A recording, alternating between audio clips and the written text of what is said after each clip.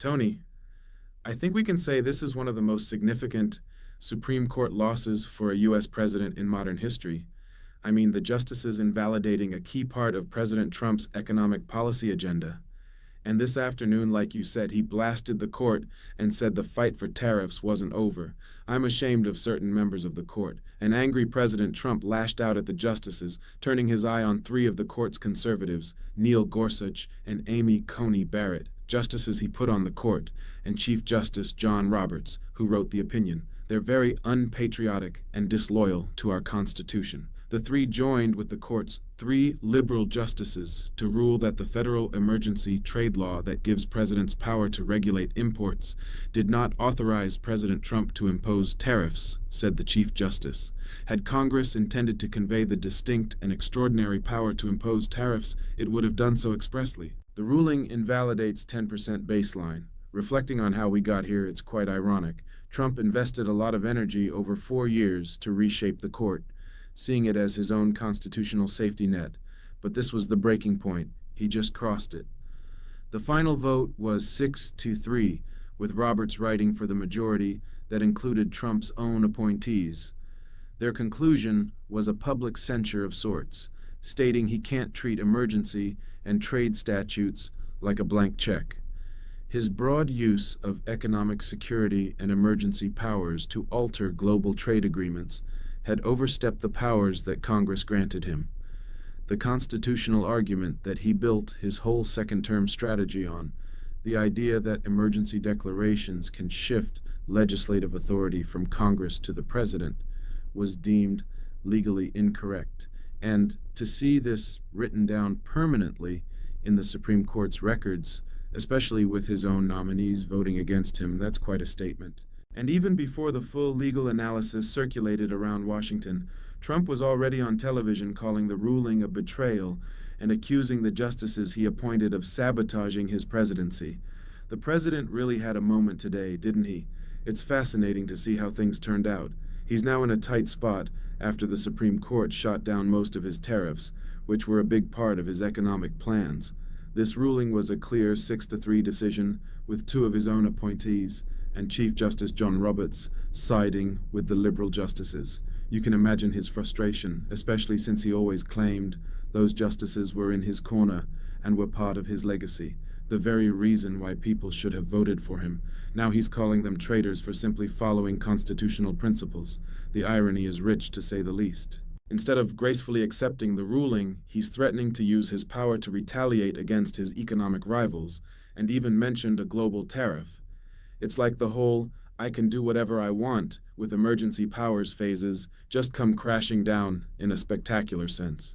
I must say, watching the spectacle on live television was something. There he was unraveling right before our eyes, leaving every foreign government, every Republican calculating their position for 2026, and market analysts pondering American economic stability, totally riveted. Welcome to Meet the Press Now. I'm Melanie Zona in Washington, where the president is lashing out at the Supreme Court, threatening to use his power to destroy economic rivals, and vowing a global tariff in response to the Supreme Court today, dealing a serious blow to his signature economic policy, striking down most of the tariffs that his administration has imposed. The ruling raising many questions about what comes next for the White House's economic agenda, and also what happens to the billions of dollars it has already collected from those tariffs, which are now determined to be unconstitutional. Two of the president's Supreme Court picks, as well as Chief Justice John Roberts, joined the court's liberal justices in the historic 6-3 decision, ruling that the president exceeded his authority in using the International Emergency Economic Powers Act to impose those sweeping tariffs on numerous countries. Chief Justice Roberts writing, quote, "The framers gave Congress alone the power to impose tariffs during peacetime. So let me break down this recent ruling and what it really means for Trump's presidency." Chief Justice Roberts made it clear that the framers of the Constitution intended for Congress to have the exclusive power to impose tariffs during peacetime. While Trump is technically still in office until January 2029, this decision marks the end of the theory that gave him almost limitless authority to bypass Congress on economic and national security issues through emergency declarations, 6 justices, including 2 that Trump appointed, have declared that idea unconstitutional. That means the blank check is no longer valid, which is huge for his strategy of sidestepping Congress with emergency tariffs and unilaterally pressuring foreign governments. The ruling essentially creates a constitutional barrier against what had been a pretty freewheeling approach to reshaping global trade with executive orders. Legal experts jumped in right away to explain that this decision has wider implications beyond just tariffs. It's not just one policy that got slapped down. It rewrites the entire playbook for his second term. Now the administration will need to go through Congress to get the powers it thought it had. And every broad claim to emergency powers will be under scrutiny from what's known as the Major Questions Doctrine. For a president who built his image on the idea of having unstoppable power, who insisted he could do things no other president could, this ruling signals a serious legal defeat. It's that moment when the actual legal limits of the Constitution crashed into the myth of an all-powerful presidency. The live television meltdown we saw was the sound of that collision happening right in front of us. Now, what's really important about this united front from the Supreme Court is the makeup of the majority. This wasn't just a close 5-4 vote. It wasn't simply the 3 liberal justices joined by a couple of moderate swing votes. It's a significant moment for understanding the judiciary's stance on these issues.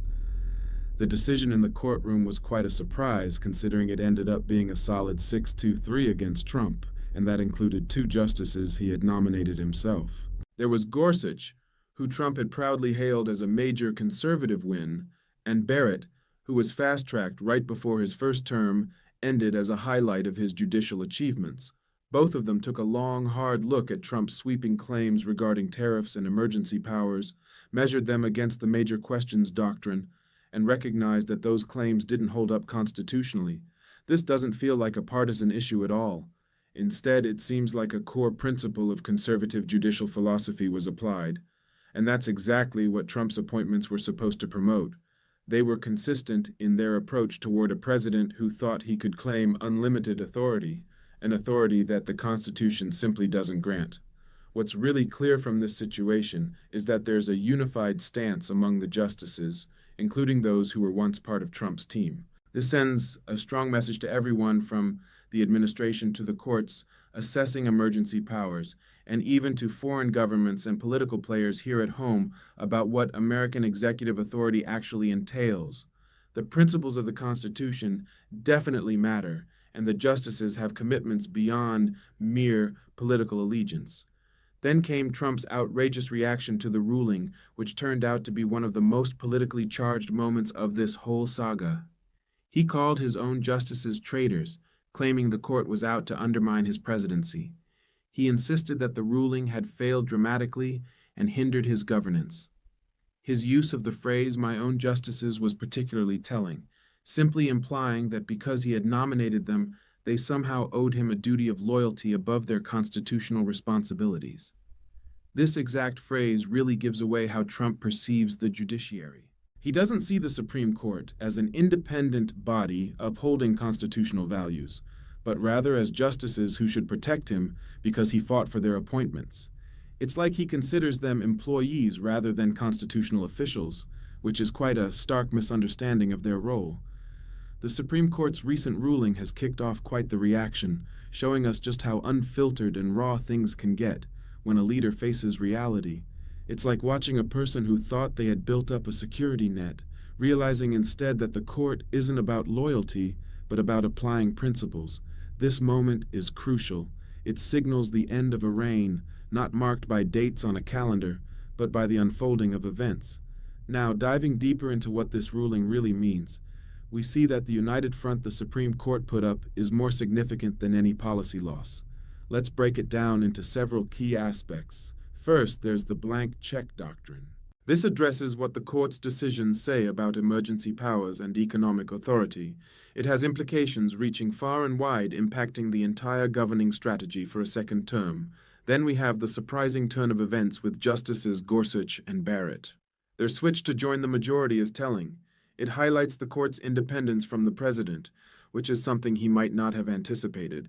Speaking of surprises, We also have to consider Trump's meltdown. His choice of words sheds light on how he views institutional relationships, and the public nature of his meltdown only amplifies the political fallout. Next up is the collapse of the second term governing strategy. This ruling disrupts the key policies and leverage the administration was counting on in the coming years. Additionally, the ruling sends a message about America's economic leverage to foreign governments, which will inevitably affect ongoing diplomatic and trade negotiations. Lastly, let's not overlook the ripple effects. How this ruling interacts with issues like impeachment articles, the Senate walkout, the martial law emergency order, and the growing institutional pushback. All these factors together create a political landscape that's unlike anything this administration has faced before. So let's take a close look at each dimension, beginning with the blank check doctrine, because understanding the legal principle involved is essential to grasp why the effects of this ruling reach far beyond just one immediate issue. The major questions doctrine championed by the court's conservative wing plays a pivotal role here when it comes to claims of massive executive power. There's a pretty clear-cut rule. If the executive branch is going to assert authority that has big economic and political implications, courts require Congress to have explicitly greenlit that claim. It's not enough for a clever lawyer to dig up some language they can twist to support the authority. The real test is whether Congress has explicitly addressed the exact issue being debated. In this case, the court made it clear that Congress did not authorize broad permanent global tariff powers through the kind of general emergency statute language that Trump was leaning on. Interestingly, in the 50 years that the International Emergency Economic Powers Act has been around, no president has ever attempted to use it like this. That history plays a huge role in interpreting the Constitution. The lack of previous use suggests that this authority was never really understood to exist. If it had been recognized, past presidents dealing with trade issues would have jumped at the chance to use it.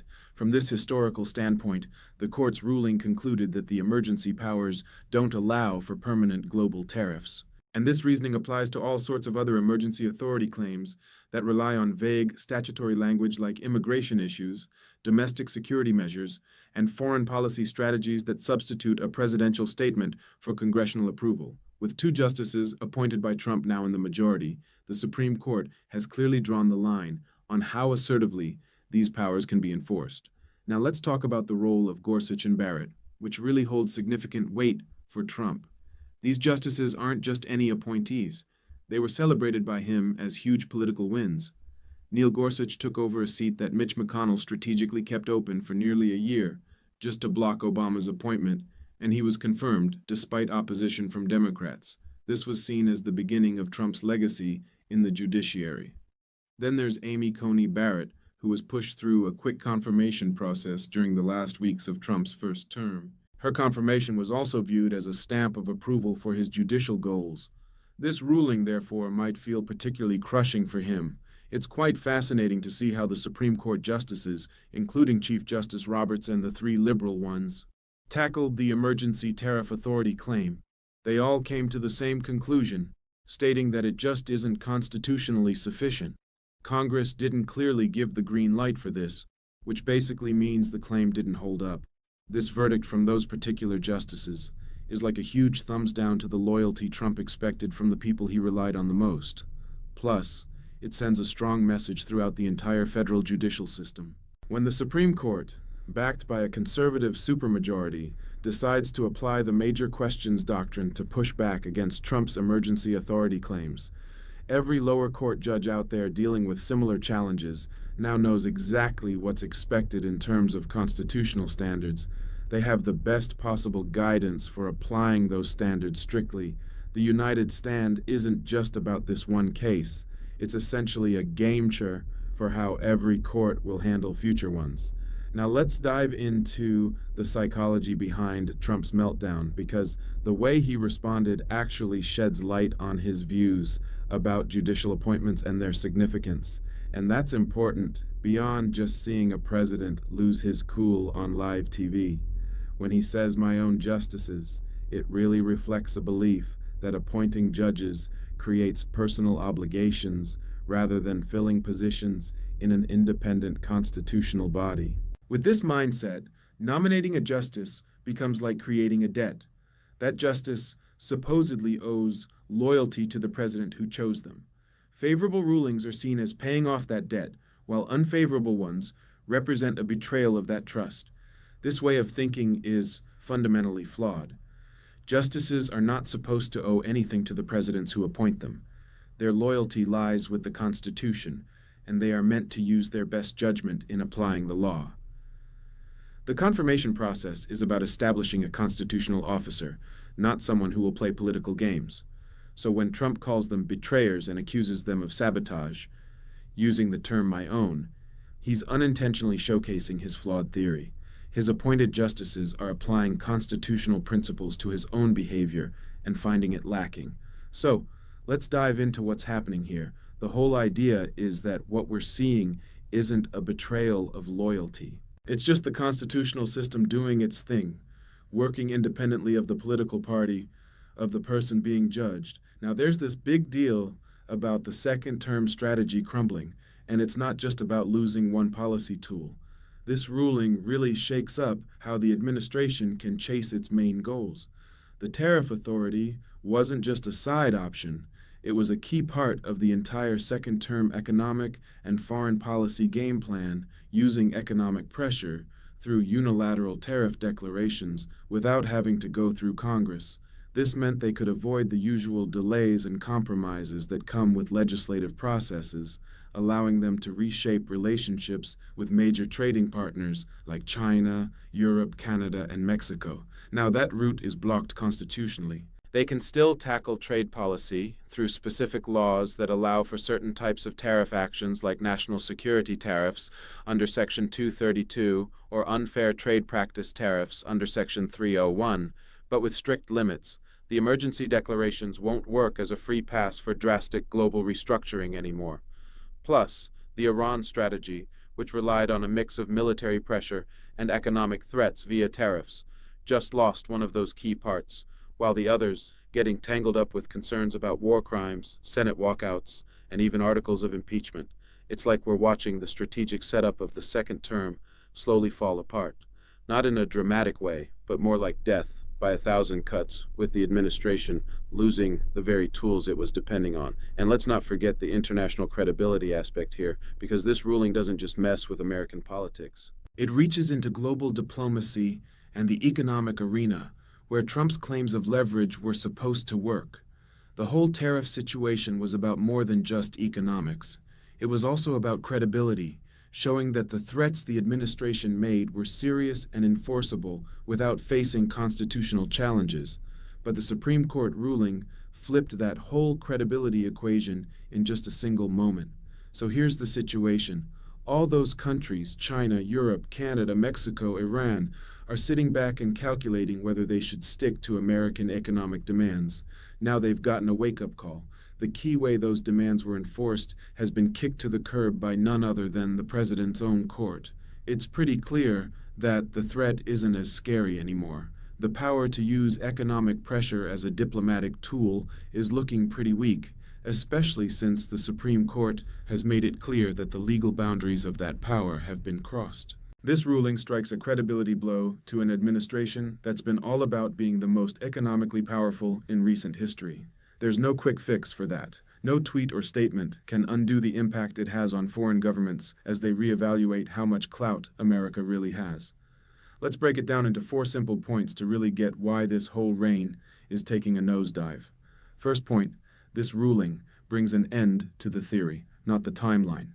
It's important to see the difference because what's been lost can't just be magically regained.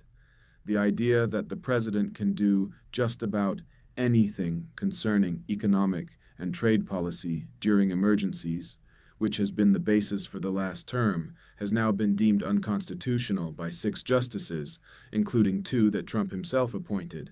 They're invoking something called the Major Questions Doctrine, which requires clear approval from Congress for significant claims of authority. This doctrine now applies to every other emergency power claim the administration has thrown around or hopes to use in the future. Essentially, the presidential blank check has been canceled at the constitutional level, and it's not coming back just because there's a new executive order or another declaration. It now needs Congress to step in, something the administration has struggled to achieve. So the reign of I can do anything wraps up right at that constitutional boundary. So the court has really made a bold statement, and it's kind of shocking to see it come from his own appointees. What's really eye-catching is how Neil Gorsuch and Amy Coney Barrett teamed up with Chief Justice John Roberts and the more liberal justices. This isn't just a minor detail, it's a huge deal in terms of what it says about how the court operates. It makes it clear that the conservative majority isn't just acting like a shield for the president who put them there. They're sticking to their principles. This means we can't brush off the ruling as just liberal judicial antics or a political play dressed up in constitutional language. No, this is what courts are meant to do. Stay grounded, uphold their principles, and if necessary, hold the president accountable when things head beyond what the Constitution allows. It's a powerful statement of the court's independence, especially since it came from the very justices Trump selected. You can't help but see this as a strong win for the constitutional fabric of our system, and a major blow to the idea that the justices would blindly support him. Now let's talk about that meltdown he had. It's not just a funny moment. It's politically and constitutionally meaningful for reasons beyond the shocking visuals. The way Trump went off highlights how he views his relationship with these institutions. It's pretty clear he wasn't prepared for the public reaction to his remarks, and it shows just how much political damage it can cause across the board. His phrases about my own justices and sabotage made it sound more like he's grasping at straws than really controlling the narrative. What we're seeing is a candid moment of a man who thought loyalty would flow, unquestioningly, only to face the reality that those institutions are independent. This is visible not just to the public, but to foreign governments and even his fellow Republicans who are already thinking ahead to the 2026 elections. It really changes how people perceive him. Here's a president surprised to find out that the Constitution is serious about its checks and balances. When a president is caught off guard by those limits, it raises concerns about how securely he understands his position within the framework of our government. And to top it all off, we've got this ruling landing amidst a whole mess of other political challenges. The impeachment articles, the Senate walkout, the martial law talk, and a whole lot of electoral turmoil. It's like a perfect storm. Every little bit feeds into the next, making for quite the political landscape. The political scene for 2026 is really shaping up, and every Republican who's got to compete in a tough district is now thinking hard about their ties to an administration that's just had a major blow. The Supreme Court recently ruled one of its big economic policies unconstitutional, which isn't great news for them. To top it off, there's a war with Iran stirring up impeachment articles, with almost 100 co-signers ready to back that. It's like a courtroom drama unfolding, with a federal court even pointing out that the way the administration is governing looks a lot like martial law. And then there's the president who, after facing this judicial setback, decided to have a full-on meltdown on live television, calling his justices traitors. Each of these elements seems to add more pressure, making it tougher and tougher for Republicans to stick up for what's going on. We're witnessing the start of a wave in 2026, with SD9 being the first indicator of this growing tension. It really feels like the era of unchecked emergency powers has come to an end. The justices stood firm, drawing a clear line, and that messy meltdown showed everyone just how fragile things can be. The man who built his fame on being unstoppable is now realizing that even his own court has its limits.